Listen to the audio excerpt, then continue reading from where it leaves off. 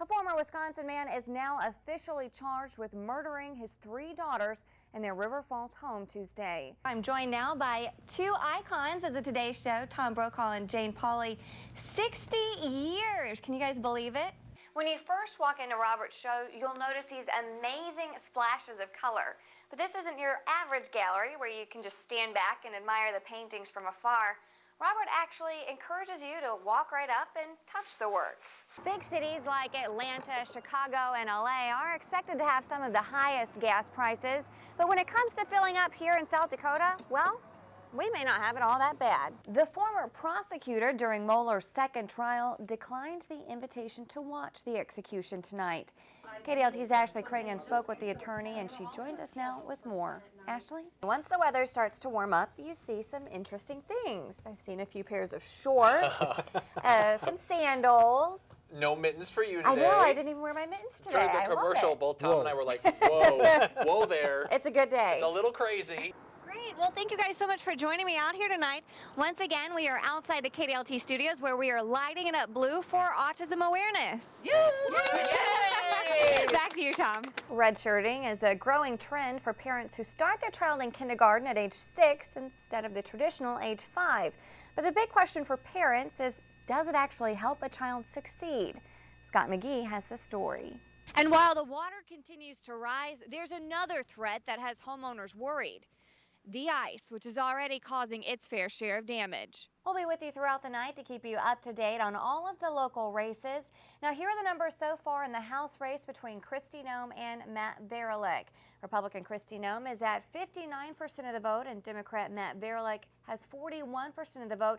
Now, as of right now, only 186 out of 735 precincts have reported so far. There was a lot of talk early on in the game about you possibly being a vice presidential candidate. Has that really shaped how you're viewing the race tonight at all? Officials wrap up their investigation into a fatal house fire in Sioux Falls. Good evening, I'm Jennifer Hudspeth. And I'm Tom Hansen. Thanks for joining us tonight. The fire, which happened just days before Christmas, killed 3 children. Investigators from Sioux Falls Fire Rescue say there's not enough evidence to pinpoint a specific cause and have labeled the case as undetermined. KDLT's Jeff Rusak has been following the investigation and joins us live from outside the home. Jeff? Frequent speeders don't have to worry about their license being suspended. A South Dakota legislative panel has rejected a measure that would have allowed state officials to suspend the licenses of drivers who repeatedly speed. State law now says drivers can lose their licenses if they accumulate too many points for moving violations that include drunken driving or running a stop sign. But no points are assessed for speeding. Opponents said it would inconvenience too many drivers just to crack down on a few hundred who repeatedly speed. Well, Cody, not that you and I would know what Jamaica feels like right no, now. Never. You guys are Jamaican me crazy. She just got back from her honeymoon. I did. 80 degrees, upper 80s and sunny there. So it was really nice. Except for the last 2 days, it rained. It did rain a little bit. So my tan's kind of fading. South Dakota's Attorney General is warning about an increase of synthetic drugs coming into the state. Marty Jackley says many of the drugs are being sold illegally over the internet. Jackley says the drugs can be difficult to detect because of the different combinations of chemicals in the hallucinogens. A recent synthetic drug case in North Dakota resulted in the overdose deaths of 2 teenagers. More than a dozen people have been charged, including a Texas man who allegedly sold the deadly drugs over the internet. It says kids button boy.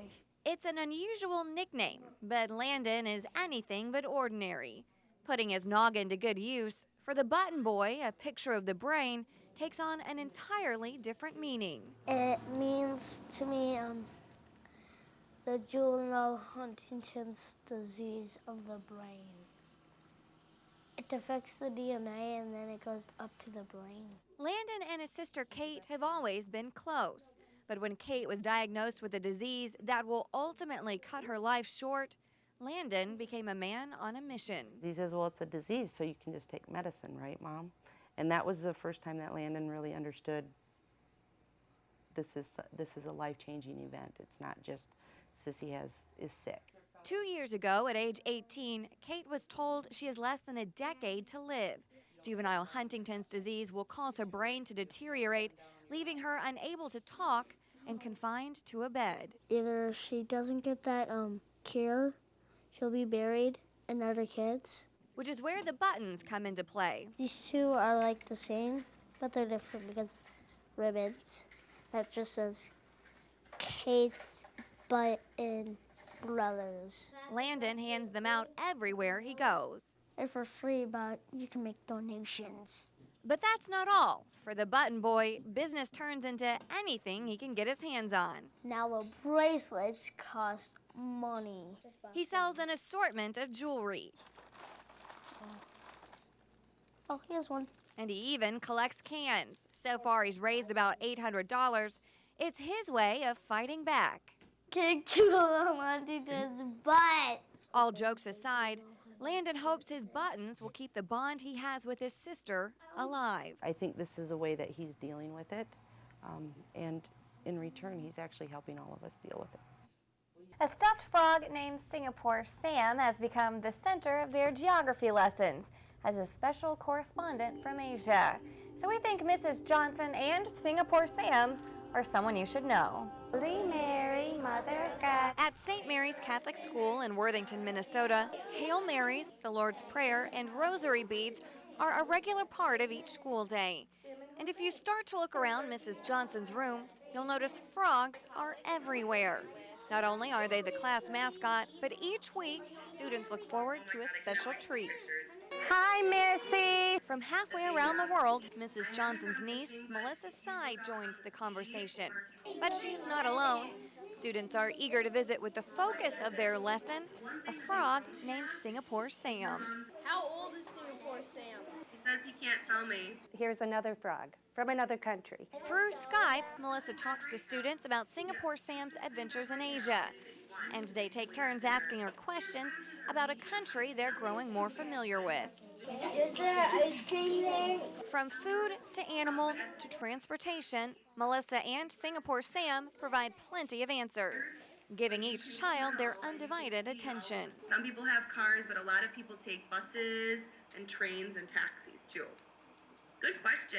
This is something outside of Worthington. You know, many of these kids are not going to leave Worthington. This is a great experience that they can see another culture and how other people live. Now they're getting to kind of see it through the eyes of our little frogs. So it's cool.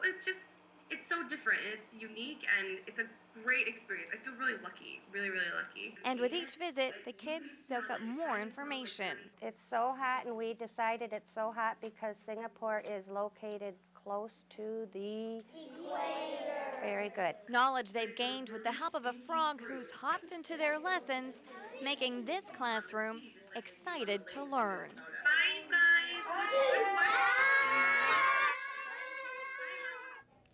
Melissa Sy has spent the last 3 months in Singapore, and she'll be returning to the United States in the next 2 weeks. And she's already planning a trip to visit Mrs. Johnson's classroom along with Singapore Sam. That's why I like to come in here. From college teams to the great Michael Jordan, Isaiah Mulder loves anything and everything basketball. But life hasn't always been a slam dunk for the 9-year-old. When he was 4 years old, he was diagnosed with aplastic anemia, a disorder that caused his bone marrow to fail. If I got flicked, I'll get a bruise. And if I jumped from a high spot and then landed kind of hard, I'll get a couple bruises on my feet. If he was hurt, his body would not produce the cells needed to repair itself. It was the same story if he was sick. After months of treatments failed, Isaiah needed a bone marrow transplant. A week before his scheduled surgery, Isaiah learned that a middle-aged man was his match, a complete stranger living in Boston at the time. The result was a successful donation and a new lease on life for Isaiah. To watch and to appreciate and to enjoy each thing. Him climbing stairs is amazing to me because I gave him piggybacks for months because he didn't even have the energy to do that. Sometimes when I'm running and stuff, I just stop and think, wow, I used to have to piggyback, and now I can just run by myself.